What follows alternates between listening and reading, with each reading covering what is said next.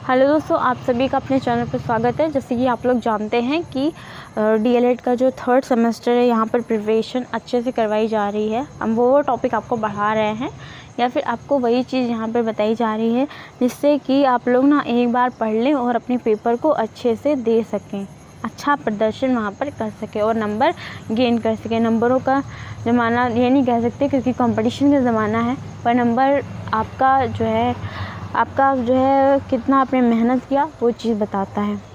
तो चलिए फटाक से देख लेते हैं क्या क्या टॉपिक आपको संरक्षण पढ़ाया जा रहा था। उसी में आपका आगे पॉइंट है जैव संरक्षण के राष्ट्रीय तथा अंतर्राष्ट्रीय प्रयास। क्या क्या प्रयास किए गए हैं कि जैव संरक्षण हो सके, उसको देख लेते हैं। पिछली शताब्दी तक प्रकृति संरक्षण के लिए भी कदम उठाए गए थे। वे सभी शिकार पर प्रतिबंध से ही संबंधित रहे और बाद में लोगों ने वनों को वृक्ष में काटने को सीमित करने हेतु नियम भी बनाए। आज के संदर्भ में वायु, जल, ध्वनि एवं हानिकारक विकिरणों से होने वाले प्रदूषण को रोकना भी प्रकृति संरक्षण के अंतर्गत ही आता है। प्रकृति ही मनुष्य का पर्यावरण है। इस पर्यावरण में अन्य जीव जंतु जैसे जैव कारक हैं तथा हवा, पानी, वन आदि अजैव कारक भी हैं। इन सभी कारकों के उचित संरक्षण से ही प्रकृति में आवश्यक संतुलन बनाए रखना संभव हो सकेगा। आज संसार का प्रत्येक देश प्रकृति संरक्षण हेतु कानूनी एवं सामाजिक चेतना के प्रयास कर रहा है। यहाँ प्रकृति संरक्षण के राष्ट्रीय एवं अंतर्राष्ट्रीय प्रयासों के बारे में एक संक्षिप्त जानकारी दी जा रही है। जैव संरक्षण के अंतर्राष्ट्रीय प्रयास देखते हैं कि जैव संरक्षण के क्या क्या अंतर्राष्ट्रीय प्रयास किए गए हैं। इंग्लैंड, पोलैंड में 11वीं-13वीं शताब्दी से शिकार खेलने पर प्रतिबंध संबंधी कानूनी जो नियम है वो बनाए गए हैं। फिर प्रकृति संरक्षण की समस्या सभी के लिए समान है, अतः सभी देशों ने मिलकर इस पर विचार किया। इसके फलस्वरूप सन 1902 में यूरोपीय देशों ने पेरिस में प्राकृतिक संरक्षण की अंतर्राष्ट्रीय घोषणा पर हस्ताक्षर किए। सन 1948 में प्राकृतिक संसाधनों के संरक्षण के लिए एक अंतर्राष्ट्रीय संगठन भी बनाया गया है संगठन का आयोजक यूनेस्को ने किया। इसकी पहली सार्वजनिक सभा जो है वो पेरिस में हुई। इस संगठन को संक्षेप में IUCN कहते हैं। वहाँ पे आपको क्वेश्चन पूछ लिया जाएगा कि जैव संरक्षण से संबंधित कौन सी जो है संगठन बनाया गया है। सर्वप्रथम कौन सा संगठन बनाया गया, तो यूनेस्को ने जो है आयोजित किया था IUCN इंटरनेशनल इसका जो आपका है IUCN इंटरनेशनल यूनियन कंजर्वेशन ऐसे करके आपका एक अच्छा सा है एग्ज़ाम। तो आप एक चीज़ कीजिएगा यहाँ पर कि IUCN दिया हुआ है तो आपको चाहे आप इस चीज़ को दिमाग में नोट कर लें चाहे कॉपी पर नोट कर लें, है ना। तो इसको ध्यान में रखिएगा ज़रूर। इसकी 10वीं जो सार्वजनिक सभा है नवंबर 1969 में दिल्ली में हुई थी, ठीक है। तो यहाँ पर एक पॉइंट इसीलिए याद करने वाला क्योंकि ये भारत में हुई थी, दिल्ली में हुई थी, 1969 को हुई थी, इसलिए याद रखने वाला ये विषय जो है ये इम्पोर्टेंट पॉइंट है। चलिए आगे देख लेते हैं। और 1972 को अंतर्राष्ट्रीय प्रकृति संरक्षण का वर्ष घोषित किया गया है 1972 को घोषित किया गया था और इस समस्या पर यूनेस्को ने लंबी अवधि के लिए अंतर्राष्ट्रीय कार्यक्रम आरंभ किए थे। ये तो आप लोगों ने जान लिया है ना।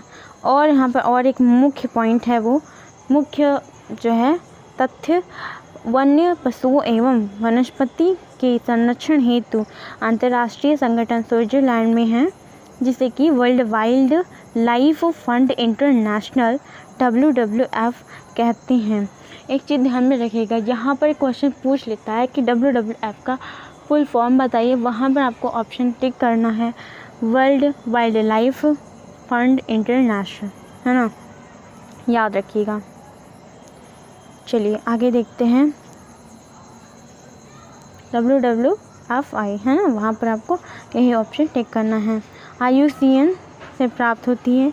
इस संस्था को बनाने की सलाह प्राप्त हुई थी। ठीक है, भारत में world wild life fund India है ना, यहाँ पर इंडिया है। WWF का जो फुल फॉर्म होता है वो वर्ल्ड वाइल्ड लाइफ फंड होता है। और वहाँ पर जैसे कि अंतर्राष्ट्रीय स्तर पर है तो इंटरनेशनल हो गया, और इंडिया में है तो इंडिया हो गया, है ना। तो WWFI इंडिया से रिलेटेड है। 1969 से काम कर रही है और इसका मुख्यालय मुंबई में है। तो WWFI यानी कि इंडिया जो वर्ल्ड वाइल्ड लाइफ फंड है, तो वो इंडिया की वो है कहाँ पर, इसका मुख्यालय मुंबई में है, याद रखिएगा। क्षति आशंकित होने के खतरे वाली वनस्पति एवं जंतुओं की जातियों एंडेजर्ड जो स्पीशीज़ हैं, अंतर्राष्ट्रीय व्यापार संबंधी एक समझौते पर हमारे देश भारत ने भी हस्ताक्षर किए हैं। विश्व के अनेक देश इस समझौते के अनुसार कार्य करते हैं। एक समझौता हुआ है, उसी अनुसार सब अपना अपना काम करते हैं। जल संरक्षण के जो नेशनल कहा है कि national effort of conservation biodiversity है, कि जल संरक्षण के राष्ट्रीय प्रयास हैं जो करे गए हैं उनको देख लेते हैं। हमारे देश में प्रकृति संरक्षण के प्रयास वन्य जीवों के संरक्षण संबंधी हैं। यहाँ पर आप ये चीज़ देख लीजिए जो इम्पॉर्टेंट है। यहाँ पर विभिन्न प्रदेशों में औद्योगिक क्षेत्रों से होने वाले वायु एवं जंतु प्रदूषण के विरोध में लोगों ने आंदोलन भी किए हैं, है ना। जैसे कि आपको चिपको आंदोलन वगैरह बताया गया था, तो वो चीज़ है यहाँ पर। उसी तरह के बहुत सारे प्रयास किए गए हैं जल संरक्षण के लिए। आप देखिए, इसका स्क्रीनशॉट ले लीजिएगा, जो लोग पढ़ लेंगे, इम्पॉर्टेंट है। फिर रासायनिक पदार्थों जैसे इसके विषैले पदार्थों का जो है निर्माण करने वाले अनेक कारखानों में अत्यंत विषैले पदार्थों का संग्रह रहता है। ये पदार्थ थोड़ी थोड़ी मात्रा में वायु से रिसते हैं, फलस्वरूप आसपास की आबादी के लोगों को जल एवं वायु प्रदूषित ही मिलते हैं। इससे अनेक बीमारियां एवं लोगों की मृत्यु भी हो जाती है। तो जैसे कि अगर कोई फैक्ट्री है, मान लो उसमें से लेड निकलता है, वो लेड नदियों में चला जाता है और फिर मछलियाँ उसको खा लेती हैं और मर जाती हैं, या फिर बहुत सारा रोग उत्पन्न हो जाता है। तो इसी तरह काफ़ी ज़्यादा मतलब कि प्रदूषण होता है ना। और इससे जो है वायु की भी काफ़ी प्रभावित होती है ना। आसपास की जो आबादी के लोग हैं उनको जल एवं वायु प्रदूषित ही मिलती है और अनेक बीमारियां हो जाती हैं और उनकी मृत्यु हो जाती है ना। तो इसी तरह काफ़ी हानिकारक होता है, इसीलिए जल संरक्षण बहुत ज़्यादा ज़रूरी भी है। 2 से 3 जो है दिसंबर 1984 की रात को भोपाल के यूनियन कार्बाइड कारखाने से मिक गैस के रिसाव से जो हज़ारों मौतें हुई, उसकी जो मिसाल संसार में अन्यत्र नहीं है। ऐसी घटनाओं ने आम आदमी को प्रदूषण से होने वाले खतरों के प्रति सचेत कर दिया है। बहुत जल्दी ये सब चीज़ें, जैसे गैसों के हिसाब से भोपाल गैस त्रासदी है ना, वही चीज़ है। यहाँ पर ये क्वेश्चन आ जाएगा कि भोपाल गैस त्रासदी क्या है। आपको वहाँ से जो है ये आंसर वहाँ पर पुट करना है कि जो है भोपाल में गैस का रिसाव हुआ था, उसी वजह से काफ़ी नुकसान जीवों को पड़ा था, है ना। तो यही चीज़ है और वो क्वेश्चन वहाँ पर पूछा गया था। तो 1984 की वो रात थी जब भोपाल गैस त्रासदी हुई थी। चलिए, और हमारे देश में प्रकृति संरक्षण हेतु एक पर्यावरण विभाग की स्थापना 1980 में भारत शासन ने की है। इस विभाग का मुख्य काम पर्यावरण नीति को दिशा निर्देश देना, पर्यावरण स्वच्छ करने की नीति की दिशा में काम करने वाली परियोजनाओं को बढ़ावा देना। चलिए, काफ़ी ज़्यादा। और पर्यावरण देखिए, पर्यावरण शोध कार्यों को बढ़ावा देना, पर्यावरण संबंधी शिक्षा, जानकारी, सामाजिक चेतना का विकास करना, पर्यावरण संबंधी अंतर्राष्ट्रीय प्रयासों में सहयोग देना, है ना। ये सारे काम वो संस्था करती है। चलिए, इस विभाग को सलाह देने के लिए एक NCEP जो है नामक कमेटी के अलावा पर्यावरण शोध कमेटी एवं INNCE INMBC Indian national man and biosphere committee. ये क्वेश्चन आ जाएगा इस तरह कि INMBC का फुल फॉर्म क्या है, क्योंकि कुछ क्वेश्चन यहाँ से फुल फॉर्म वाले आ जाते हैं। आप लोग को वही चीज़ें ध्यान में रखना है। देखिए यहाँ पर आपको ये मत सोचेगा कि ये बस ऐसा लगा दिया और पढ़ा दिया, ये मत सोचिएगा। यहाँ पे आपको वही वो जो है आप जो वहाँ पर करते हैं कि विकल्प चुनते हैं 1 2 3 है ना, वो आपका हम मान लो लगा दें, पर आप लोग बहुत चीज़ें एडिशनल जानकारियाँ होती हैं, उन चीज़ों को हम यहाँ पर सोच रहे हैं कि आप लोगों तक पहुँचाएँ। आप लोगों तक वो चीज़ें पहुँचेंगी तो आपको बहुत चीज़ें, जैसे कि आपको 10 रुपये दे दिए तो आपको कहा गया खर्चा भी करना है इसमें, तो आप क्या 10 के 10 बचा लाएंगे? ऐसा तो है नहीं। तो आप क्या यहाँ पढ़ा वाला पूरा लिख लाएंगे, या फिर आप बस ऑप्शनल कर लेंगे तो पूरा आप वहाँ कर लेंगे? ऐसा भी तो नहीं कर पाएंगे। इसीलिए एडिशनल जानकारी बहुत ज़रूरी होती है। ये कंटेंट आपके लिए इम्पोर्टेंट है तो आप पढ़ लीजिए। इतनी मेहनत हम कर रहे हैं, थोड़ी मेहनत आप कर लीजिए, है ना। चलिए देख लेते हैं। तो यहाँ पर आपने Indian national man and biosphere committee INMBC का फुल फॉर्म जान लिया। ठीक है, NCEP के दिशा निर्देशों पर एक वैकल्पिक राष्ट्रीय वन नीति की भी जो घोषणा हुई है। अधिकांश राज्यों में राज्य स्तरीय पर्यावरण विभाग भी स्थापित हुए हैं। 1982 से पर्यावरण संबंधी जानकारी देने के लिए अन्विश की शुरुआत की गई। 1982 से पर्यावरण संबंधी जानकारी के लिए किसकी शुरुआत करी गई? तो अन्विश की शुरुआत करी गई। इस तंत्र के अंतर्गत पर्यावरण संबंधी समस्त जानकारी एकत्र कर आवश्यकता अनुसार उसे फैलाने का काम किया जाता है। यह तंत्र आम जनता में पर्यावरण संबंधी चेतना की जागृति हेतु भी प्रयत्नशील है। इसी के अंतर्गत प्रतिवर्ष 5 जून को विश्व पर्यावरण दिवस मनाया जाता है। चलिए यहाँ से क्वेश्चन बहुत इम्पोर्टेंट है कि विश्व पर्यावरण दिवस कब मनाया जाता है। तो वहाँ पर आपको ऑप्शन दे दिया जाएगा 2 जून, 3 जून, 4 जून और 5 जून। आपको ऑप्शन टिक करना है 5 जून। जिन लोगों ने सुनकर क्वेश्चन का आंसर 5 जून दिया है उन्होंने बहुत कुछ सीख लिया है, और बस उन्हें एक प्रैक्टिस की ज़रूरत है, और आप पूरी प्रैक्टिस ज़रा कर लीजिए एक बार, ताकि बाद में कोई पछतावा न रह जाए। एक राष्ट्रीय पर्यावरण कांग्रेस गठन भी हुआ है, जिसकी पहली महासभा दिसंबर 1982 में हुई थी। वर्षों से कार्यरत राष्ट्रीय संस्थाएं जूलॉजिकल सर्वे ऑफ इंडिया, है ना, JSI। फिर बता रहे हैं कि यहाँ से इम्पोर्टेंट क्वेश्चन है कि यहाँ से इसका JSI का फुल फॉर्म क्या है? जूलॉजिकल सर्वे ऑफ इंडिया, ठीक है। और बॉम्बे नेचुरल हिस्ट्री सोसाइटी, ये भी याद रखिएगा क्योंकि ये पूछ लिया जाएगा कि बॉम्बे नेचुरल हिस्ट्री का जो है ये इसका जो है क्या महत्व है ना, ये किस लिए काम करती है? तो जैव संरक्षण के लिए। एवं botanical survey of India BSI ने भी आजकल इको तंत्र एवं उससे संबंधित जो है शोध कार्यों को भी ध्यान दिया है। इस संस्था ने विलोप होती हुई वनस्पति एवं जंतुओं की जातियों को बचाने के प्रयास में 10 वर्षीय प्रोजेक्ट तैयार किया है। 10 वर्षीय प्रोजेक्ट यानी कि इन्होंने कुछ काम 10 वर्षों में ठाना है करने को। अब यहाँ से बहुत इम्पॉर्टेंट पॉइंट है, बहुत इम्पॉर्टेंट मतलब बहुत इम्पॉर्टेंट। यहाँ से आपको पूछा जाएगा संकटग्रस्त जातियाँ क्या हैं? आप इन पर प्रकाश डालिए, आपको क्वेश्चन का आंसर यहाँ से मिलेगा। एक नहीं हज़ारों क्वेश्चन पूरे होंगे, ये वादा है आपका। हम वादा करते हैं आपको। संकटग्रस्त जातियों की अवधारणा। International union of conservation of nature and natural resources, है ना, IUCN ने संरक्षण के लिए वन्य पौधों एवं प्राणियों की दुर्लभ जातियों का वर्गीकरण किया है। यह वर्गीकरण निम्नलिखित बातों पर आधारित है। नंबर A, भूतकाल एवं वर्तमान में उनका वितरण, समय के साथ साथ अमुक समष्टियों की संख्या में कमी, प्राकृतिक आवासों की स्थिति, किसी जाति का जैविक महत्व। अतः IUCN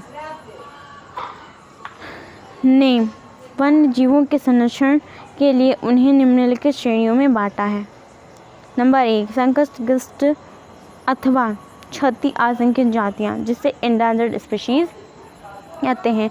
ये जातियाँ चारों ओर से संकट से घिरी हुई हैं तथा इनके विलुप्त होने की पूरी संभावना है, क्योंकि इनकी संख्या बहुत कम हो गई है और इनका जो है प्राकृतिक आवास भी काफ़ी नष्ट हो चुका है। यदि विलुप्त होने वाले कारकों को नहीं रोका गया तो ये शीघ्र ही विलुप्त हो जाएंगे। ये कुछ व्यवस्था IUCN ने करी है कि एंडेंजर्ड स्पीशीज़ को करके एक बहुत कम संख्या में हैं बच्चे जो उनको विलुप्त होने की रोकने के लिए उनका संरक्षण करने की एक व्यवस्था IUCN ने की है। कौन कौन से उदाहरण हैं, यहाँ से क्वेश्चन पूछा जाएगा कि संकटग्रस्त जातियों के उदाहरण बताइए या कौन कौन सी जातियाँ संकटग्रस्त जातियाँ हैं, आपको बताना है वहाँ पे। भारतीय गैंडा जिसको इंडियन रिनो कहते हैं, एशियाई शेर जिसको एशियाटिक लॉयन कहते हैं, घड़ियाल हो गया, नीली व्हेल, ब्लू व्हेल, महान भारतीय सारंग या ग्रेट इंडियन बस्टर्ड, सारस, हुपिंग क्रेन, है ना, ये चीज़ें होंगी। अगला जो है आपका सुभेद्य जातियाँ, वल्नरेबल स्पीशीज़। इन जातियों की संख्या अभी तो अधिक है और तथा प्राकृतिक आवास सुरक्षित हैं, परंतु यदि भविष्य में कभी भी इनके पर्यावरण में प्रतिकूल परिस्थितियां बनी तो ये जातियां भी संकटग्रस्त हो जाएंगी और इनके विलुप्त होने की पूरी संभावना होगी। दुर्लभ जातियां जिसको रेयर स्पीशीज़ कहते हैं। देखिए इन चीज़ों को पढ़ जरूर लीजिएगा। पूछ लिया जाए कि सुभेद्य जातियाँ क्या हैं तो आप क्या लिखेंगे, पढ़ेंगे नहीं तो पढ़ लीजिए। तो दुर्लभ जातियाँ क्या होती हैं, इन जातियों की जो है संख्या बहुत कम है तथा ये कुछ ही भौगोलिक आवासों में रहती हैं। यद्यपि इनके जीवों की जो है संख्या बहुत ही सीमित है, किंतु अभी यह आशंकित नहीं है, किंतु भविष्य में इनके क्षति या आशंकित या शुभेद जातियों की श्रेणी में होने की संभावना है। चलिए इनका उदाहरण क्या है, हाथी, जंगली भैंसा जिसको वाइल्ड बफेलो कहते हैं, एशियाई जंगली गधा, एशियाटिक वाइल्ड ऐश, भारतीय वनस्पति सर्वेक्षण बोटैनिकल सर्वे ऑफ इंडिया तथा IUCN। चलिए यहाँ से एक मोस्ट इम्पॉर्टेंट क्वेश्चन है, याद आ रहा है, बता रहे हैं। IUCN का फुल फॉर्म क्या है, आप international union of conservation of natural resources, ठीक है ये। फिर चलिए तो अब बात कर रहे थे कि BSI और IUCN के अनुसार विश्व में पौधों की लगभग 2500 जातियाँ विलुप्त होने के कगार पर हैं और इनका वितरण जो है रेड डाटा बुक, यानी कि ये मत कहिएगा रेड डाटा बुक क्या है, तो एक लाल किताब है और बस इसमें बस लाल किताब है, उसके बारे में आप जानते कुछ नहीं। ये रेड डाटा बुक है, इसमें जो है संकटग्रस्त जातियों को है लिस्टेड किया जाता है, ठीक। तो संकट में ही जातियाँ, थ्रेटेड स्पीशीज़, यहाँ से पूछ भी लिया जाएगा कि रेड डाटा बुक क्या है, तो आपको आंसर भी थोड़ा ठीक देना पड़ेगा, आप लोग पढ़ भी रहे हैं ना। संकट में जातियाँ, कुछ क्षेत्रों में ये बहुलता से मिलती हैं जबकि अन्य क्षेत्रों में इनका बहुत अधिक अवक्षय हो चुका है। इन जातियों को संकट में जातियाँ कहते हैं। ऐसी जातियों का पता लगाकर इन्हें विलुप्तता के कगार पर खड़ी जातियों ई, सुभेद्य जातियों V और दुर्लभ जाति R की श्रेणी में आने से रोकने के लिए इनका संरक्षण आवश्यक है। उदाहरण में देख लेते हैं, एक सींग वाला गैंडा, वन हॉर्न रिनो। पता है एक सींग वाला गैंडा कहाँ पाया जाता है, ये आपका पश्चिम बंगाल में पाया जाता है, एक सींग वाले गैंडे, है ना। तो ये फिर आपको याद रखना पड़ेगा, तो इससे आपको याद हो जाएगा। चलिए गिरजली भालू है ना, गिजल बियर। एक बार क्या कीजिए आप लोग, अगर बहुत लोग ना चिड़ियाघर ना गया तो अभी भी हो आइए, बहुत चीज़ें देखने को मिल जाएंगी वहाँ पर। चलिए मध्यम जातियाँ है ना, इंटरमीडिएट स्पीशीज़, इन जातियों के संबंध में उपरोक्त प्रथम 3 श्रेणियों में होने की शंका व्यक्त की गई है, किंतु समुचित जानकारी उपलब्ध नहीं है। खतरे से बाहर जातियाँ, आउट ऑफ डेंजर स्पीशीज़, पहले इनको प्रथम 4 में किसी एक श्रेणी में रखा गया था, किंतु अब जो है इनके विलुप्त होने की शंका दूर कर दिया गया है। चलिए बहुत ज़्यादा हुआ, संकटग्रस्त प्रजातियों की जो समस्या उसको भी दूर हुई। चलिए यहाँ से काफ़ी लाभ हुआ है, इस बात को याद रखिएगा। संकटग्रस्त जो हैं भारतीय जातियाँ हैं एंडेंजर्ड स्पीशीज ऑफ इंडिया की देख लेते हैं। 66 स्तनधारी हैं, लगभग 38 पक्षियाँ हैं, पक्षी 18 उभयचर हैं और एवं सरीसृप वर्ग की जातियों के क्षति आशंकित होने की आशंका व्यक्त हो गई, इसलिए इन जातियों को एंडेंजर्ड जातियों की सूची में रखा गया। कौन कौन से वो भी देख लें। एक बाघ है, गिरशेर है, घड़ियाल, मगर, एक सींग वाला गैंडा, कश्मीरी हिरन, कस्तूरी मृग, हिमालयन मस्क हिरन, किशनसार ना, चीन भेड़िया, चीता है, भेड़िया है, नीलगाय है, भारतीय कुरंग, बारहसिंघा, हंसावर, हवा सील, सारंग, सारस, दूसर बगुला, पर्वतीय बटेर आदि। ये सारे भारत में जो हैं एंडेंजर्ड स्पीशीज है, संकटग्रस्त जातियाँ। पादपों की जो संकटग्रस्त हैं वो भी जान लेते हैं कि संकटग्रस्त सजावटी पौधे सिम्बिडियम मैक्रोराइजोन और है डेंड्रोबियम डेंसिफ्लोरम, एरिडिस क्रिप्सम, पोफियोपोडियम फेयरलियनम, सिम्प्लोकस चैंगैपी, रोडेंडॉन एजरथाई, रोजा इनवोल्यूक्रेटा, ठीक है, और वियोला फैल्कोनेरी। ये तो भैया हुई, इनके नाम भी बड़े अजीब हैं, यह आप देखिएगा, लेकिन थोड़ा बहुत कोशिश करने वाले की हार नहीं होती। हॉट स्पॉट के बारे में जान लेते हैं और आज का बस लास्ट टॉपिक ही समझिए, क्योंकि काफ़ी बड़ा टॉपिक था, आपने बहुत ज़्यादा पढ़ लिया। जैव विविधता के हॉट स्पॉट, सभी जो हैं जीव जंतु समान रूप से वितरित नहीं होते हैं, है ना, ये तो आप जानते ही हैं। जैव विविधता भी एक समान नहीं होती है, देखिए हर जगह अलग अलग होते हैं। जैसे कि कंगारू वगैरह हैं वो ऑस्ट्रेलिया में होते हैं, हमारे यहाँ नहीं होते हैं, तो ये एक विविधता ही तो है। और जो है कुछ क्षेत्रों में जीव जंतुओं की संख्या जो है बहुत कम होती है। मान लीजिए कि कंगारू तो यहाँ है ही नहीं, और जिन क्षेत्रों में प्रदेशों में जीव जातियों की संख्या बहुत अधिक होती है उसे मेगा डाइवर्सिटी जोन कहते हैं। और भारत के एक मेगा डाइवर्सिटी जोन है, क्योंकि इसमें जो है 8% जीव जातियाँ पाई जाती हैं, और जबकि जो क्षेत्रफल है विश्व के कुल क्षेत्रफल का 2.4% है, तो इतना पाया जाता है, देखिए, और केवल 2.4% ही है। चलिए, नॉरमैन मेयर हैं, इन्होंने कहा हॉट स्पॉट की जो है संकल्पना इन्होंने ही बताया था इसके बारे में।